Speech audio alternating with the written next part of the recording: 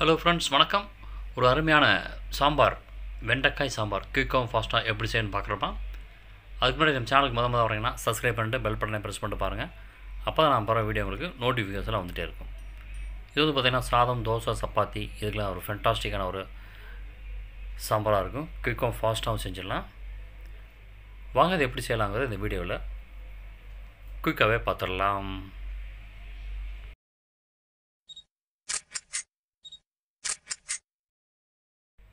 அதுக்கு என்ன பண்ணுறீங்கன்னா, அது ஒரு கடாயில் 2 ஸ்பூன் அளவுக்கு எண்ணெய் சேர்த்து நல்லா ஹீட் பண்ணுங்கள். ஹீட் ஆனதும் கடுகு, உளுந்தம் பருப்பு சேர்த்து நல்லா வெடிக்க விடுங்க. கூடவே வெந்தயம், ஜீரகம் 1/4 டீஸ்பூனு, பெருஞ்சீரகம் 1/4 டீஸ்பூன் சேர்த்துக்குங்க. சேர்த்துட்டு இதை நல்லா பொரிய விட்டுக்கலாம். அடுத்து மெயின் ஐட்டம் வெண்டைக்காய், ஒரு 100 கிராம் அளவுக்கு வெண்டைக்காவை இந்த மாதிரி கட் பண்ணி சேர்த்து அது சுருங்கி வர வரைக்கும் இந்த மாதிரி வதக்கி அதை எடுத்து தனியாக ஒரு பாத்திரத்தில் எடுத்து வச்சுருங்க. அதே கடாயில் 1 ஸ்பூன் அளவுக்கு எண்ணெய் சேர்த்துட்டு எண்ணெய் ஹீட் ஆனதும் 3 பச்சை மிளகா சேர்த்துக்குங்க.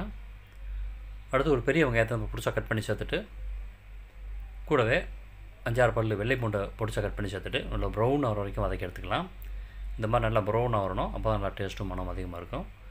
கருவேப்பிலை, ஒரு தக்காளியை பொடிசா கட் பண்ணி சேர்த்துட்டு நல்லா மசிஞ்சு வர வரைக்கும் நல்லா வேக விடுங்க. இந்த மாதிரி வெந்து வந்ததும் 1/4 டீஸ்பூன் மஞ்சத்தூள், 2 ஸ்பூன் அளவுக்கு சாம்பார் பொடி, வேறு எந்த இதுவும் சேர்க்க வேண்டாம், சாம்பார் பொடி மட்டும் மாத்திரம் போதும். சேர்த்துட்டு இதே ஒரு 2 நிமிஷம் நல்லா அந்த எண்ணெயிலே நல்லா மிக்ஸ் பண்ணி விடுங்க. பச்சை வாசனை போகிற வரைக்கும் நல்லா மிக்ஸ் பண்ணி விட்டுக்கலாம்.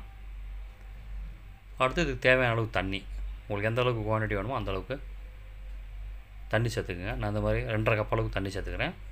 இதுக்கு தேவையான அளவு உப்பு சேர்த்துட்டு நல்லா எல்லா இடத்துலையும் வர மாதிரி நல்லா மிக்ஸ் பண்ணி விட்ருங்க.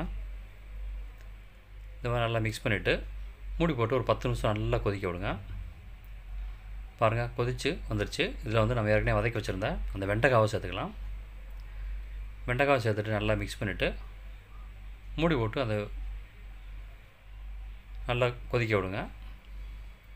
அந்த ஃப்ளேவர் வந்து அந்த வெண்டைக்காயில் இறங்குற மாதிரி நல்லா மிக்ஸ் பண்ணிவிட்டு வேக விடுங்க. அடுத்து நான் வந்து ஒரு 200 கிராம் அளவுக்கு துவரம் பருப்பை வேக வச்சு மசிச்சு வச்சுருக்கேன், அதே அதில் சேர்த்துட்றேன். சேர்த்துட்டு நல்லா மிக்ஸ் பண்ணி விட்ருங்க.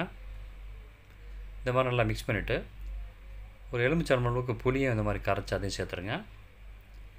சேர்த்துட்டு மிக்ஸ் பண்ணிடலாம். இந்த மாதிரி நல்லா மிக்ஸ் பண்ணிவிட்டு மறுபடியும் மூடி போட்டு ஒரு 10 நிமிஷம் கொதிக்க விடலாம்.